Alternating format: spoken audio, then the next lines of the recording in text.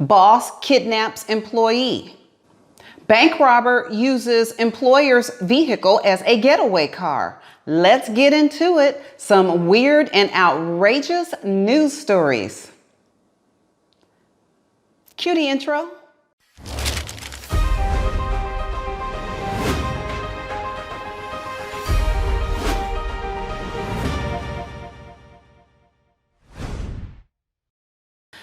If you have any news stories that you want to submit, please send me a link to the story at nina@ninaross.solutions. Let's get into it.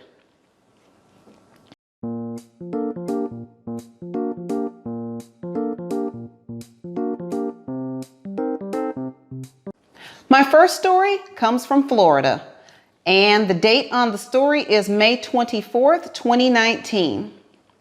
Wendys employee takes a bath in the kitchen sink. Restaurant still passes inspection.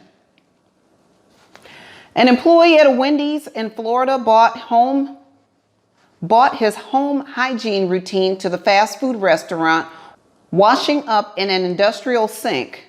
And of course, they took a video that went viral. Long story short, the employee decided that they would do some type of video. Somebody thought, okay, why don't you take a bath in this sink? And the guy says, okay. And he did. They recorded it. They uploaded it.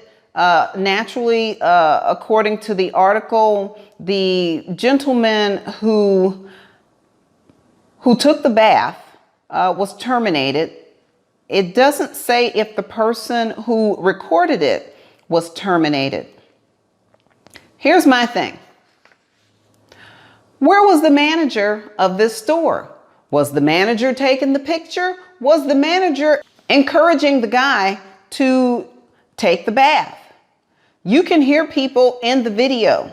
Take a bath, one female coworker said. Get in there.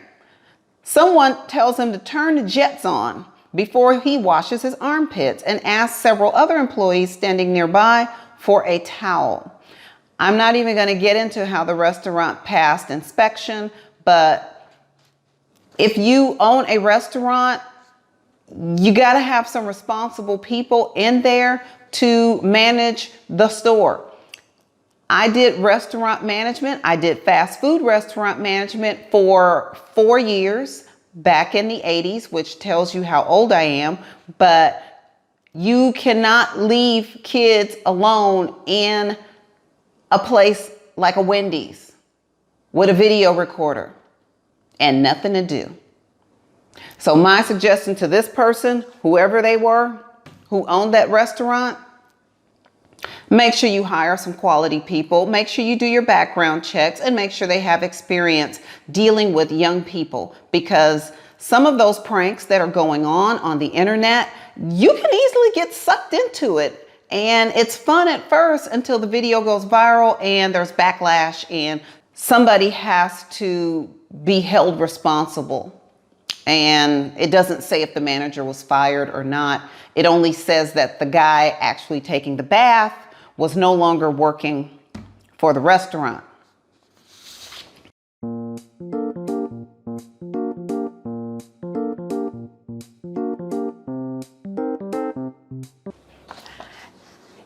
Here's a story. This is an old story. It's 2007 and it comes to us from Oakland, California. Carpenter is free to ply trade in the nude. So this is a self-employment story.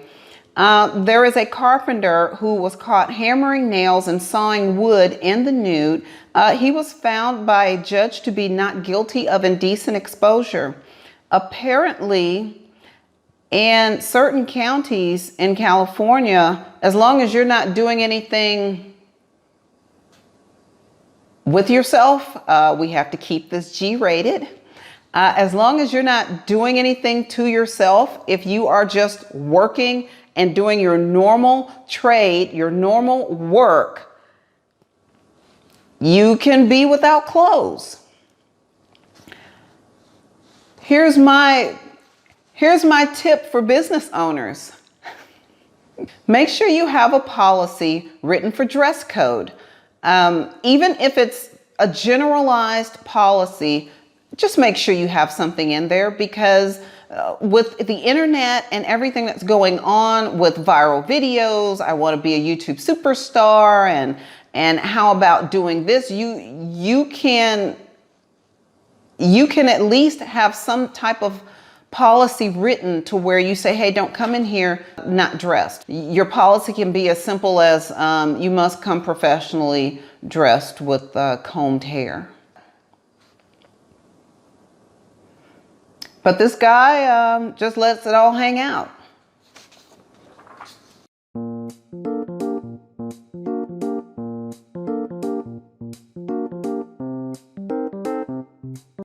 My next story comes to us from Mumbai, July 1st, 2019.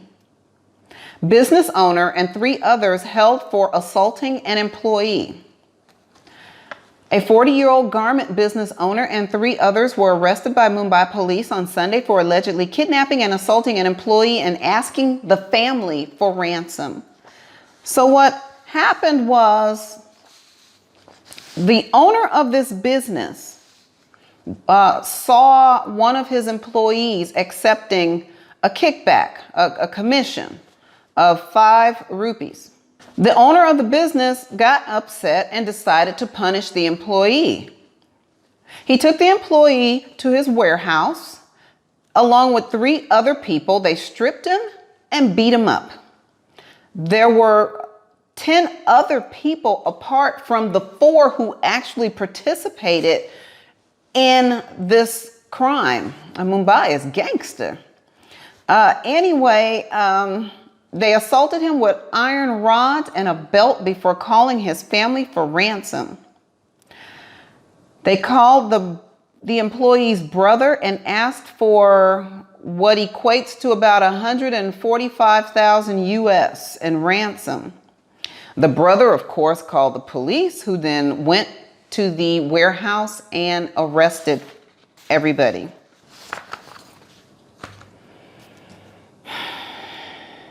Business owners, don't kidnap your employees, okay? It's no matter what an employee does to you, kidnapping is not the answer. Definitely not the answer. If you find an employee violating a policy like taking a kickback from a vendor, you have it in your policy that you can terminate. You terminate, walk away from the situation, and you keep going. Do not kidnap your employees. That's a Nina Ross business tip.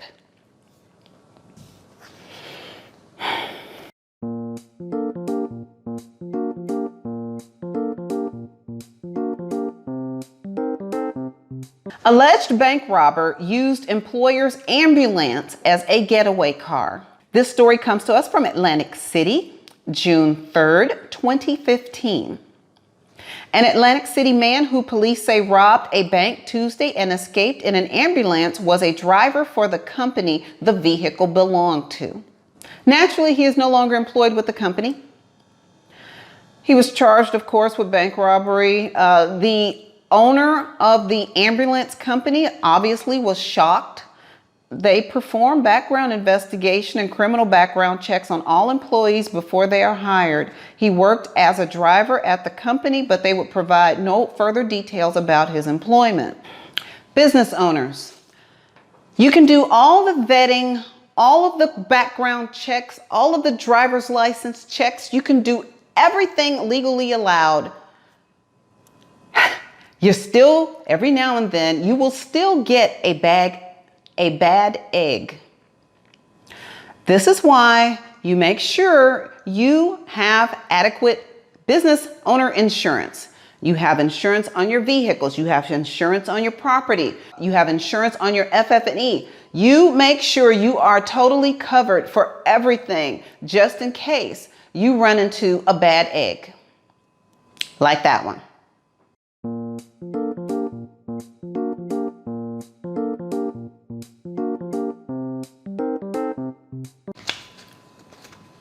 My last story, and this story was all over the world. Hold on a minute, I am so thirsty.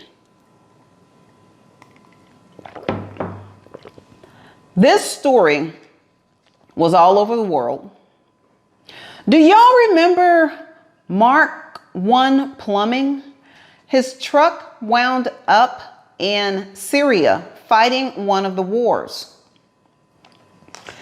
with his phone number and his company's name emblazoned on the door.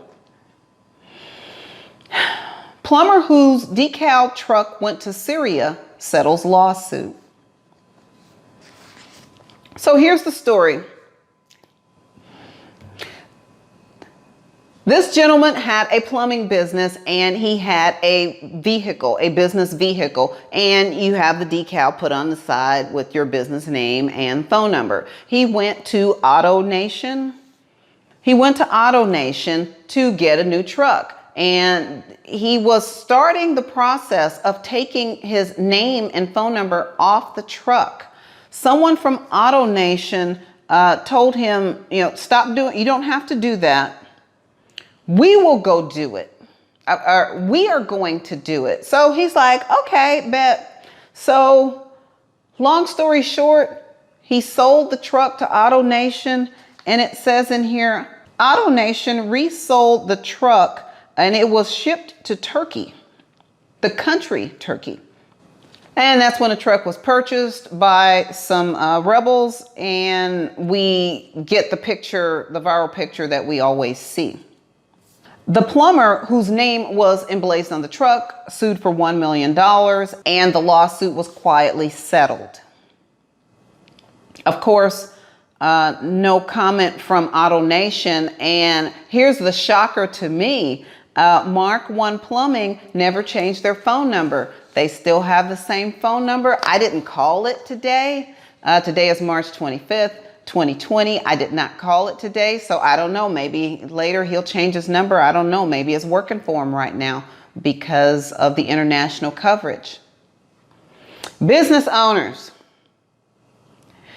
if you have your name on the side of your vehicle, I would advise you not to trust anyone else to do right by your business and your reputation but yourself.